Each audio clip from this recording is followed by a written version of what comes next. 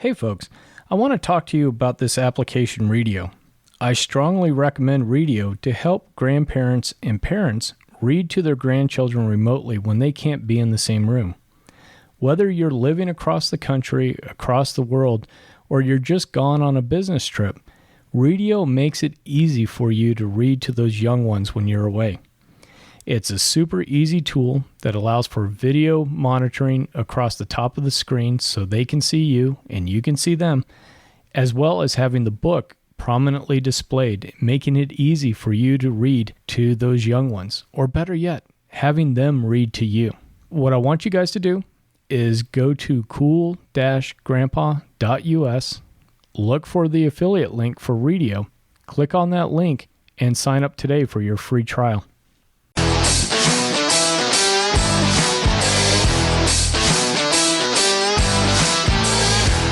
Hello, and welcome to the Cool Grandpa Podcast. This is your host, Greg Payne, coming at you from Studio 12. This podcast is about being the best possible grandpa you can be, focusing on what it is to be a grandpa and how we can all share that experience together for our grandchildren. Hi, and welcome back into one of our one-on-one chats. I enjoy these conversations because it lets me and you just talk about grandparent stuff, about being a grandfather and building relationships. And it just allows us to have that communication.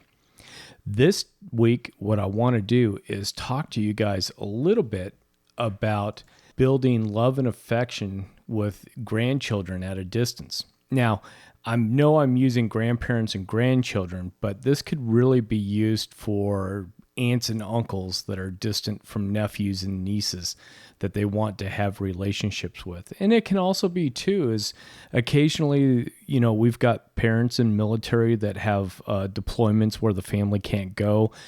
We also have business travel. I mean, we haven't had so much of that during all this COVID stuff, but it's not uncommon to occasionally have 12 weeks away on a special assignment. Maybe you have to go to Europe and deal with a project like I did about 12 years ago.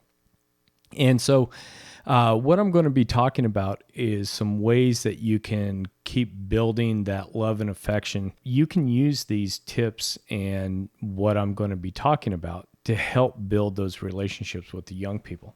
Now, starting out with this is that you definitely need a plan. And I'm not talking about you have to have spreadsheets and PowerPoint presentations and you have to have all sorts of documentation created for this. But you do need to be intentional with how you want this relationship while you're separated to work out.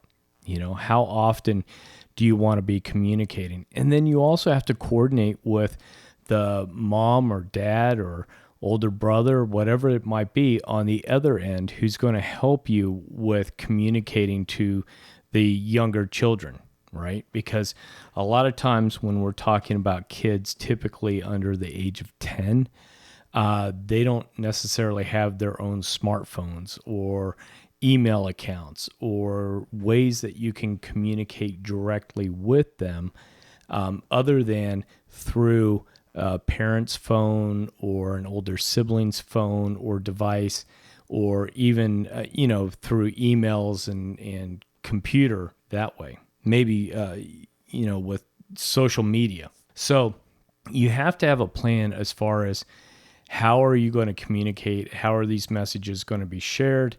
And what kind of scheduling needs to occur with this?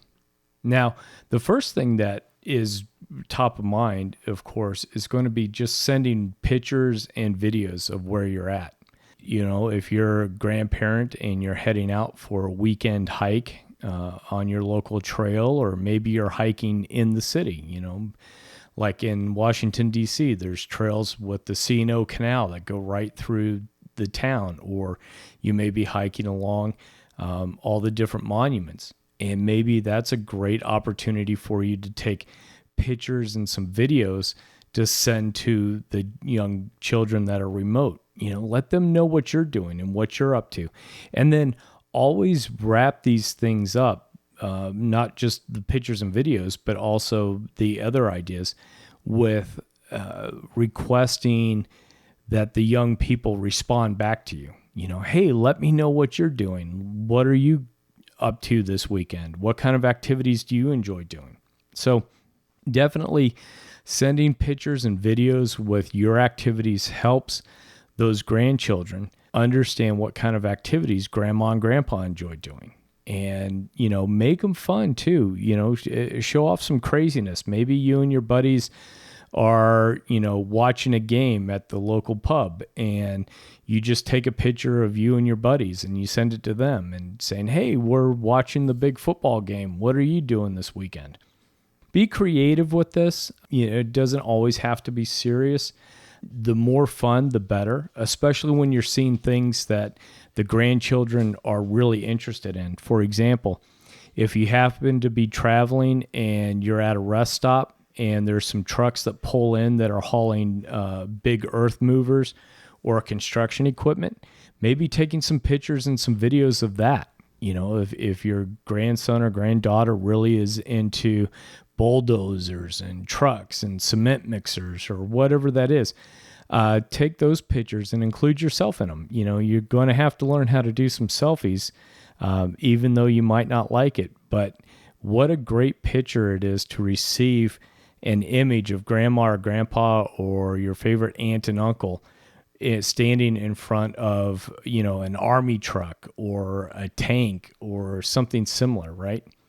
Those are the types of pictures and videos that will get a response, that will spark a conversation. So when the next time you call and you're talking, you can talk to them about the experience of seeing the big hook and ladder fire truck, downtown at whatever the civic event was that happened to be there.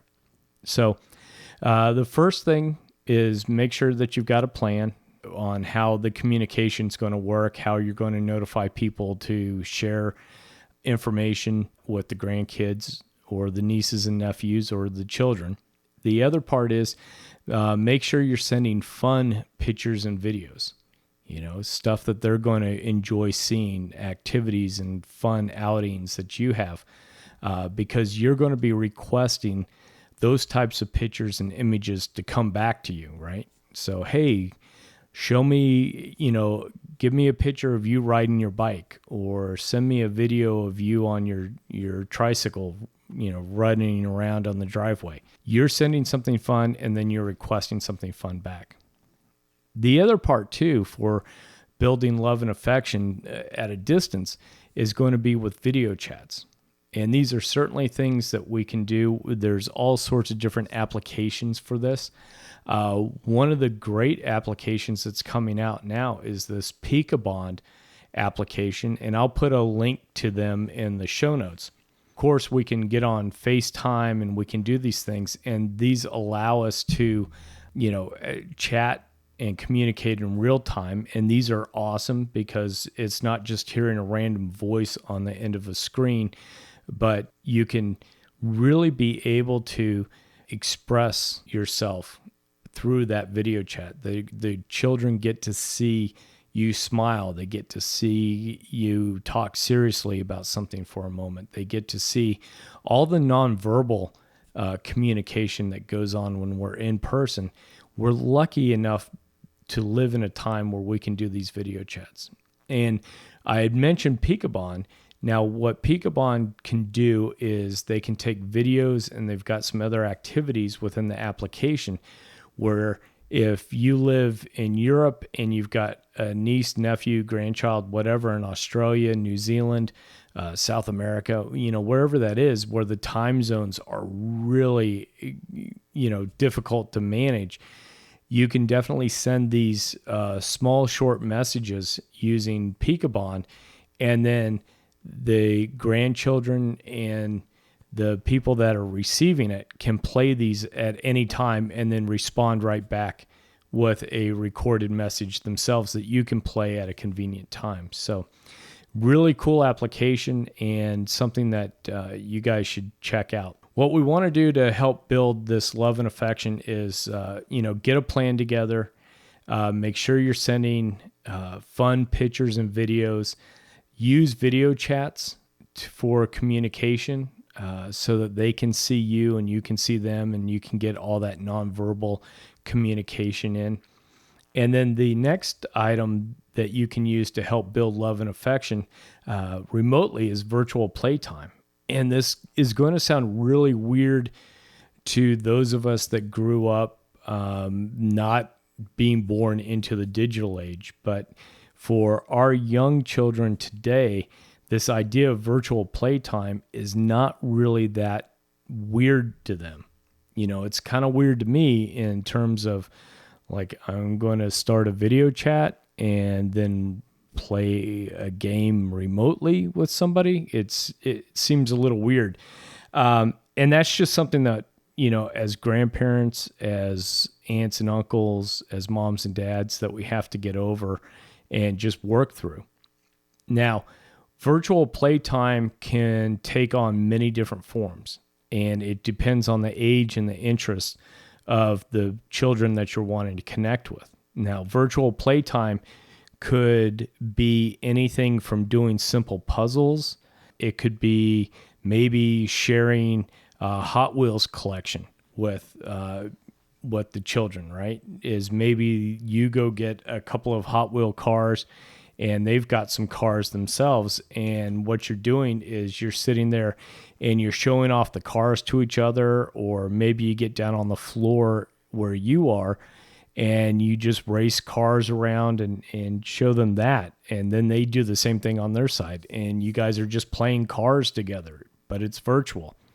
It seems a little weird, but you've got to dive in and give it a chance and, you know, figure out how virtual playtime is going to work best between you and the young person that you're trying to connect with.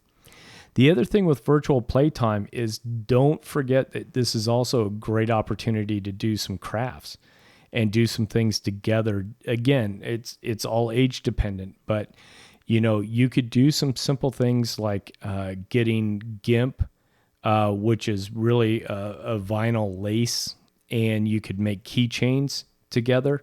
You know, this is where coordination and having that plan comes in.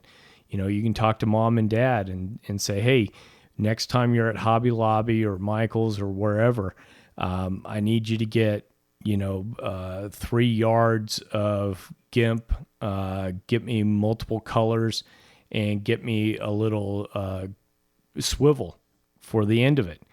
And you can sit there virtually using Zoom, Skype, FaceTime, whatever the video application is that you want to use. But you can sit there and help that young person learn how to weave and make a keychain or a bracelet. Or, I'm thinking right now, I love model airplanes. I loved building those things when I was a kid. So maybe with a 7 or 8 year old, we can work on a snap together model, right? Nothing super complicated, but something where, I can buy a model kit, they can buy the same model kit, and we could sit down and kind of work on those models together and talk and do that craft or that hobby together. So lots of different ideas on how to make virtual playtime work. Maybe if the child's older, you can get something set up where, if you used to coach Little League and you can watch their throwing motion or their batting, stance, and maybe you can give them some tips remotely through using video to, improve their stance a little bit, to work on the mechanics. They're more likely to listen to you versus mom or dad. And that's just kind of how things are sometimes, is that, grandpa can get in there and tell somebody that, hey, they've got to pick up their back elbow when they're batting. And mom or dad has told them that 100 times. Coach has told them that 50 times. But, there's something where grandma or grandpa mentions watching them hold a bat and watching their arms and, hey, pick up that back elbow. So all of that I've been talking about really falls into this virtual playtime. So again, it doesn't have to be so dogmatic. You can be creative a little bit with what this virtual playtime is and how long it can work, and maybe you can work with the parents that this virtual playtime's a reward for the child getting ready to go to bed. They brush their teeth, they put on their pajamas, they get a half hour of playtime with grandpa or grandma or aunt and uncle. They get virtual playtime as a reward, but it helps build that bond because you guys get to spend some one-on-one time together. And the last thing is snail mail. And I've been starting to use this a little bit with my 3.5-year-old grandson in that I went up to North Georgia and bought a bunch of postcards. There are all sorts of things. There are scenes of hiking and raccoons and different things like that. But what I'm doing is that I'm writing very simple messages on the back of the postcards and then dropping them in the mail about once a month. And what this is doing is it gives my grandson this opportunity to get something out of that mailbox, right? That, mom and dad get bills and junk mail and different things like that. But then occasionally, here's a postcard from grandpa. And that postcard is, I'm just giving you an example. Hey, Charlie, hope everything's going well with you. We have raccoons here in Georgia. Do you have raccoons in Virginia? I hope you are doing well. Love you, Grandpa. I've asked a couple of questions in there. I've made a statement. It's something that when he gets that postcard, the next time I talk with him on the phone, I can ask him about raccoons, right? And we can have a discussion about raccoons. So that's something simple. Obviously, older grandchildren, older nieces and nephews, you can actually write out more detailed, involved letters. You can do more with snail mail in terms of maybe you find some articles about a sports hero that the young person might have. And so maybe you cut that out and you actually send it to them, versus how everybody's looking on everything online is that here's an article that somebody that they love and they know took time out of their day to cut out, to put into a letter and to actually send them. These are just some ideas that I've had. I've shared these in a guest blog with Peekabond. I'm going to put a link to that blog posting in the show notes. So if you're interested in reading more about these ideas, you can certainly go there.